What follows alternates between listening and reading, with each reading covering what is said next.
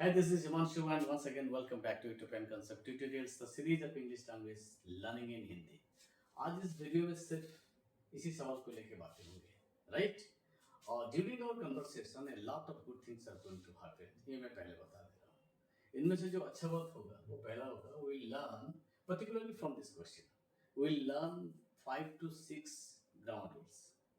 First, second, we will learn a couple of new and innovative techniques, जिसे शायद आप tricks कहते होंगे, वो वाला हम सीखेंगे, राइट? ये वीडियो में होने वाला है ये सब चीज़। मैं ये क्यों कह रहा हूँ? ये जो आप सवाल देख रहे हो, ये जो एमसीक्यू पैटर्न में है, ये इस ईयर का आईसीएसई 10th क्लास के जो इंग्लिश लैंग्वेज पेपर था, उनमें से एक सवाल है। और ये सवाल ऐसे बनाया गया है, इतना स्किलफुली कंस्ट्रक्ट किया गया है, और ये बहुत ही टफ है एक्चुअली। जो ऑप्शंस किए गए हैं ना, हर एक ऑप्शन में एक एक ट्रिक्स अप्लाई किया गया है ताकि कोई भी स्टूडेंट फंस जाएगा और गलत सवाल को, गलत ऑप्शन को क्लिक कर सकता है। इसी तरह सिचुएशन क्रिएट किया गया है हर एक ऑप्शन में। मैं यही बोला, पहले मैं बता दे रहा हूँ, अगर मैं ये चाह रहा हूँ कि अगर इसी तरह सवाल आए एमसीक्यू पैटर्न में इंग्लिश लैंग्वेज में, कभी इजी मत लेना, बहुत चैलेंजिंग है। इसके लिए क्या जरूरत है वो बताऊंगा। मैंने पहले बता दे रहा हूँ, ये सवाल को मैं पर्टिकुलरली यही क्वेश्चन नहीं शेयर कर, क्यों मैं कहा कि एक well crafted MCQ English question, real very tough. देखिए हर एक ऑप्शन में किस तरह के ट्रिक्स को अप्लाई किया गया है। पहला वाला ऑप्शन ए जो है और डी जो है, ये दोनों ऑप्शन क्रिएट किए गए हैं जो कि ग्रामेटिकल पॉइंट ऑफ व्यू से टेंस वाइज सेंस वाइज दोनों सही है, लेकिन इनमें से एक गलत एक सही क्यों है? क्योंकि जो दिए गए जो सवाल, जो स्टेटमेंट, जो दो सेंटेंस से इंडिपेंडेंट क्लॉज, राइट, उनकी जो कोर मीनिंग है, उनकी जो ओवरऑल मीनिंग है दो सेंटेंस की, उसके साथ ये दोनों ऑप्शन से एक मैच कर रहा है और एक मैच नहीं कर रहा है। ये इसी तरह का ट्रिक्स को अप्लाई किया गया है। बहुत ही कंफ्यूजिंग है, इसको क्रैक करना इतना इजी नहीं है, राइट? और तीसरा चौथा जो मैं बता रहा हूँ, एक यहाँ पर देखिए, द रेन हैविंग कम, और क्वेश्चन में है द रेन केम डाउन, इसमें एक वर्ड मिसिंग है। स्टूडेंट, मेरा जो ऑफलाइन स्टूडेंट, उन्होंने ये वाला जो सही वाला जो एक्चुअली ये है, इसको चुना इसलिए नहीं क्योंकि इसमें एक वर्ड मिसिंग है, राइट? उन्हें समझ में नहीं आया जो मिसिंग वर्ड, मिसिंग होने के बावजूद ये जो फ्रेज है उसकी मीनिंग है, उसका जो सेंस है, रियल मीनिंग, उसको कुछ भी अफेक्ट नहीं कर रहा है। मतलब ये ऑप्शन सही है, ये फ्रेज सही है, ठीक। मिसिंग वर्ड को लेके ऑप्शन बी में अप्लाई किया गया है। देखो, दी पीपल, क्वेश्चन में ऑल द पीपल, ये जो डिटरमिनर ऑल है, जो डिटरमिनर ऑल, इसका मतलब ऑल द पीपल मतलब एक रेफर कर रहा है डेफिनेट ये प्लूरल को, मतलब एक एंटायर ग्रुप पर स्पेसिफिक। जैसे all the people in the meeting में जितने भी आदमी प्रेजेंट थे वही सब जैसे भाग गए, इसी तरह का एक सेंस क्रिएट कर रहा है। लेकिन वही डिस्ट्रीब्यूटिव डिटरमिनर को अगर हम ड्रॉप कर देते हैं, ये तो द पीपल जो यहाँ पर लिखा गया है, इसमें बहुत अंतर आएगा। मतलब द पीपल मतलब जनरल पॉपुलेशन और एक स्पेसिफिक ग्रुप में बहुत ही अंतर है। तो ये जो डिटरमिनर, डिस्ट्रीब्यूटिव डिटरमिनर यहाँ पर ड्रॉप होने से ये वाला फ्रेज को अफेक्ट कर रहा है, उसकी मीनिंग को अफेक्ट कर रहा है, उसका सेंस अलग हो जा रहा है, तो ये टेक्निकली गलत है। तो इसी तरह एक सवाल 3-4 ट्रिक्स अप्लाई किया गया ताकि कोई भी स्टूडेंट यहाँ पर फंस जाएगा। मेरा कहने का मतलब, अगर इसी तरह well crafted MCQ English language की सवाल हो तो आप क्या करोगे?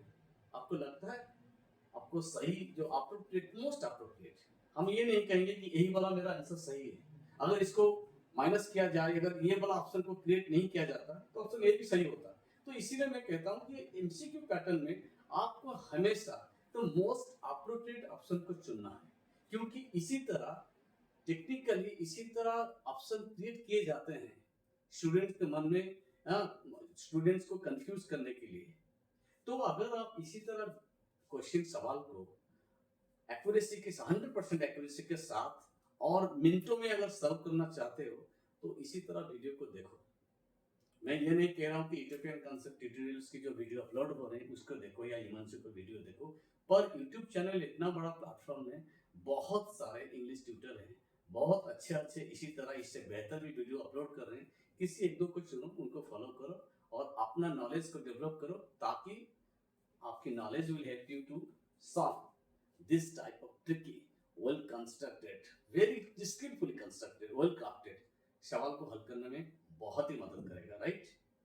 अब आते हैं इस सवाल को लेकर।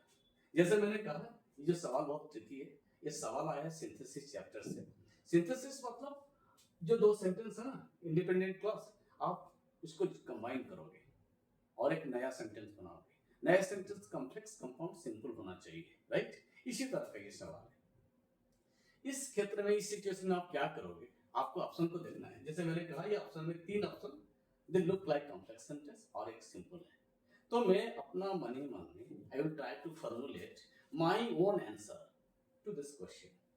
पहले इसको बना डालो। इसके लिए आपको क्या चाहिए? इसके लिए आपको लैंग्वेज को लेकर समझ पक्का होनी चाहिए, ग्रामर सेंस पक्का होनी चाहिए, आपकी जो वोकैबुलरी उतना ही अच्छा होना चाहिए। साथ साथ आप क्रिटिकली जो थिंकिंग है ना, वो स्किल आपकी होनी चाहिए। उसी को अप्लाई करो, सवाल, ये जो सवाल को लेकर आंसर बनाओ, राइट।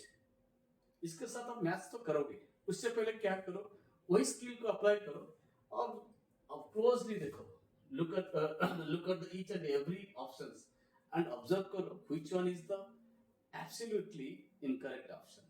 उसको पहले एलिमिनेट कर दो, ताकि आपको बहुत ही आसान हो जाएगा ढूंढ निकालने में कौन सा है मोस्ट अप्रोप्रिएट ऑप्शन, राइट। मैंने इसी रूल का अप्लाई किया और ऑप्शन सी को गलत ठहरा है। क्यों? इसका भी लॉजिक है। आप ऐसे नहीं कर सकते हो देख के ये अच्छा नहीं लग रहा है, ये ठीक नहीं लग रहा है, ये डजंट साउंड गुड, इस तरह जो होते हैं ना, ये मत अप्लाई करो।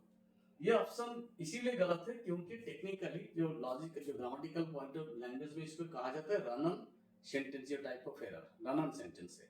क्योंकि ये जो दो सेंटेंस है उनमें से कोई भी पंक्चुएशन नहीं है, ना ही कोई कंजक्शन यूज किया गया है। कॉम्प्लेक्स, जैसे मैंने कहा ऑप्शन सी दिख रहा है कॉम्प्लेक्स का तरह, तो सबऑर्डिनेट कंजक्शन नहीं है। अगर ये कंपाउंड सेंटेंस हम इसको बनाएंगे, अगर बोलेंगे इसमें कोई कोरिलेटिव कंजक्शन या कोऑर्डिनेटिंग कंजक्शन नहीं है, तो मतलब बिना कंजक्शन और प्रॉपर्ली उसको पंक्चुएट नहीं किया गया है। इसी तरह अगर आप गलत करते हो, मिस्टेक करते हो, तो आपका सेंटेंस को कहा जाएगा रन ऑन सेंटेंस। ये टाइप ऑफ एरर है रन ऑन सेंटेंस, तो ये गलत है, राइट। अब आते हैं ए बी डी। पहले हम ए को लेते हैं। देखिए ए भी कॉम्प्लेक्स सेंटेंस है। जैसे मैंने कहा, ये जो दो सेंटेंस आप उसको समझो, try to understand what type of situation they describe. मेरा समझ में ये आया, ये प्राइमरली इसी तरह एक संपर्क को, एक रिलेशनशिप को डिस्क्राइब करा, कॉज एंड इट्स रिजल्ट, कारण और ये परिणाम, राइट। इसी तरह सिचुएशन में रिलेशनशिप को डिस्क्राइब कर रहा है। उसी को दिमाग में रखते हुए अगर मैं कॉम्प्लेक्स बनाऊं, तो मेरा जो कंजक्शन मुझे यूज करना पड़ेगा, जो सबऑर्डिनेटिंग कंजक्शन, वो एज, बिकॉज, सिंस होनी चाहिए। लेकिन इसी तरह सेंटेंस ऑप्शन में नहीं है। ऑप्शन ए में कंजक्शन, सबऑर्डिनेटिंग कंजक्शन यूज किया गया है, लेकिन व्हेन, और व्हेन एक सबऑर्डिनेट, इतना अच्छा सबऑर्डिनेटिंग कंजक्शन है, उसकी मतलब you can use this conjunction, can be used in many situations. लेकिन कॉन्टेक्स्ट वाइज मेरे सवाल की जो ओवरऑल मीनिंग, कोर मीनिंग है, उसका साथ ये ऑप्शन मैच नहीं कर रहा है, क्योंकि subordinating conjunction when primarily it express, this conjunction expresses time relations between two clauses, two independent clauses, right। तो ये मेरा क्या, ये मेरा सिचुएशन मेरे को जो समझ मेरे को बताया, जब मैं देखा और ये समझा कि ये situation cause and it's result effect type का रिलेशनशिप को क्या कर रहा है, डिस्क्राइब कर रहा है। तो ये व्हेन में हम यूज नहीं कर सकते। व्हेन टाइम रिलेशनशिप को डिस्क्राइब करता है, जिस तरह जैसे when the rain came down, this is the specific time at which action in the main class happened, means all the people ran away। ये इसी तरह सिचुएशन को डिस्क्राइब कर रहा है। लेकिन ये वाला जो स्टेटमेंट जो है, जो कोई सवाल जो है, इस सवाल का ओवरऑल मीनिंग, पहला मीनिंग यही हो रहा है कि वो दोनों जो सेंटेंस, वो ये कॉज एंड इट्स रिजल्ट, इसी तरह सिचुएशन, इसी तरह रिलेशनशिप को डिस्क्राइब कर रहा। तो सो दैट क्या हुआ, option A context wise, context, ये जो कॉन्टेक्स्ट, मेरा जो सवाल है उसके कॉन्टेक्स्ट का, उसका ओवरऑल मीनिंग का सब मैच नहीं हो रहा है, इसीलिए ऑप्शन ए गलत है। लेकिन ऑप्शन डी सही क्यों है ना? ऑप्शन डी में जो रूल अप्लाई किया गया है उसका नाम है नोमिनेटिव एब्सोल्यूट। देखिए नोमिनेटिव एब्सोल्यूट ऐसा एक अच्छा रूल है, अगर आपकी situation cause and it's result या इफेक्ट इसी तरह सिचुएशन, इसी तरह रिलेशनशिप को अगर डिस्क्राइब कर रहा हो, आपको सिंपल सेंटेंस पाना अगर आप चाहते हो तो इसी रूल को अप्लाई करो, इसी तरह सेंटेंस बनाओ। बिल्कुल इतना क्लैरिटी, इतना 100% एक्यूरेसी और क्लैरिटी के साथ ये वाला रूल इसी तरह सिचुएशन को डिस्क्राइब करता है, तो वही रूल अप्लाई किया गया, इसीलिए ऑप्शन डी सही है। देखिए जो नॉमिनेटिव एब्सोल्यूट में बता रहा, नॉमिनेटिव एब्सोल्यूट होता क्या है, नॉमिनेटिव एब्सोल्यूट क्या होता है ना, एक मॉडिफायर की तरह काम करता है। उसको हम जो कॉज वाला सेंटेंस को हम रिड्यूस करके फ्रेज में कन्वर्ट करते हैं, राइट। उसके रूल है, जैसे द रेन, रेन लिखा गया सब्जेक्ट नाउन, जो केम डाउन जो मेरा वर्ब है, जो कंप्लीटेड एक्शन को डिस्क्राइब कर रहा है, तो उसको आप कन्वर्ट करोगे परफेक्ट पार्टिसिपल में किया गया है, लेकिन यहाँ पर डाउन मिसिंग है। यही वाला जो डाउन मिसिंग हुआ, इसका मतलब नहीं है कि फ्रेज का मीनिंग को हैम्पर कर रहा है, अफेक्ट कर रहा है, नहीं। The rain having come down, ये जो दोनों फ्रेज हैं वो सेम आइडिया को एक्सप्रेस कर रहे हैं। वो क्या आइडिया है ना, अराइवल ऑफ रेन, बारिश की आ जाने से ऑल द पीपल रन। तो grammatical point of view, technically सभी एंगल से ये सेंटेंस सही है, कोई कंफ्यूज नहीं होनी चाहिए। अगर मिसिंग वर्ड को लेके आप बिल्कुल सीरियस होकर उसको पहले एनालाइज करना पड़ेगा। मेरा ये वर्ड अगर मिसिंग हो जाता है, ड्रॉप हो जाता है, अगर ये मेरा फ्रेज या सेंटेंस को मीनिंग को अफेक्ट नहीं कर रहा है तो कोई बात नहीं है, ऑप्शन सही है। यही वाला कंफ्यूजन जो ट्रिक्स इसी ऑप्शन में अप्लाई किया गया, ताकि बहुत सारे स्टूडेंट जरूर इसी मिसिंग होने से डाउन द वर्ड, ये मिसिंग है, इसी वजह से वो लोग ये ऑप्शन डी चूज नहीं किए होंगे। ये ऑप्शन डी में यही ट्रिक्स अप्लाई किया गया है, लेकिन ऑप्शन डी सही है, राइट। मैं अभी मेरे को बी को भी करना समझाना पड़ेगा। बी में भी वही कंजक्शन यूज किया गया, तो कंजक्शन जो यूज किया गलत है, लेकिन और भी एरर है। जैसे मैंने कहा था, ये डिस्ट्रीब्यूटिव जो डिटरमिनर, इसमें मिसिंग है, और मिसिंग होने से क्या होता है ना, ये बोलता है जो स्पेसिफिक ग्रुप को ये रेफर कर रहा था, यहाँ स्पेसिफिक नहीं, ये जनरल हो गया। तो यही टेक्निकली यही जो एरर है, एक मिसिंग वर्ड कीवर्ड है, राइट। अगर आपका कीवर्ड इस तरह मिसिंग हो जाता है तो ग्रामेटिकल पॉइंट ऑफ व्यू में सेंटेंस फ्रेज रंग होता है, गलत होता है, तो ये भी गलत है।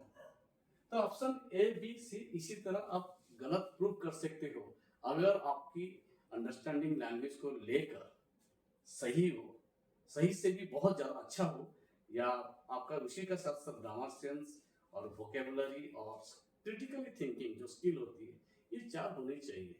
अगर आप चाहते हो तो इसी तरह सवाल को सॉल्व करने के लिए इन मिनट्स एंड विथ 100% एक्यूरेसी, मुझे यही कहना था, राइट। तो आई होप दैट इसी तरह जो बैकग्राउंड में जो डाउट्स रहे होंगे तो क्लियर कुछ हो गया होगा। अगर आप मतलब जैसे क्या मैं बोलूँ, हमेशा बोलूँ नहीं, अगर परमानेंटली इसी तरह डाउट, इसी तरह जो आपकी नॉलेज को डेवलप करना चाहते हो, इसी तरह डाउट को रिमूव करने चाहते हो, तो इसी तरह वीडियो को देखते रहिए। यूट्यूबियन कंसेप्ट ट्यूटोरियल्स की वीडियो हो या और कोई इंग्लिश यूट्यूबर उनकी वीडियो हो, पर देखो जरूर।